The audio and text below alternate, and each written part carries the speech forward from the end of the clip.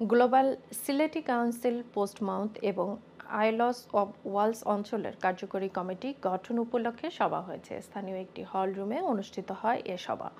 সংগঠনের আহ্বায়ক মোতাহির মিয়ার সভাপতিত্বে এবং খয়রুল হোসেনের সঞ্চালনায় অনুষ্ঠিত সভায় বিপুল সংখ্যক সদস্য উপস্থিত ছিলেন।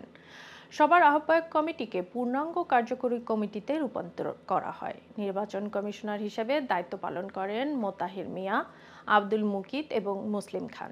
প্রতিদ্বন্দ্বী প্রার্থী না থাকায় কমিশনাররা সর্বসম্মতিক্রমে ৩২ সদস্য বিশিষ্ট একটি কার্যকর কমিটি ঘোষণা করেন। সভায় প্রধান অতিথি হিসেবে উপস্থিত ছিলেন জিএসসির কেন্দ্রীয় চেয়ারপারসন ব্যারিস্টার আতাউর রহমান। বিশেষ অতিথি হিসেবে আরও উপস্থিত ছিলেন কেন্দ্রীয় সাধারণ সম্পাদক খসরুল খান, south east রিজিয়নের chairperson M A Aziz এবং কমনওয়েলথ জার্নালিস্ট অ্যাসোসিয়েশনের সেক্রেটারি ওসমান গনি মনসুর।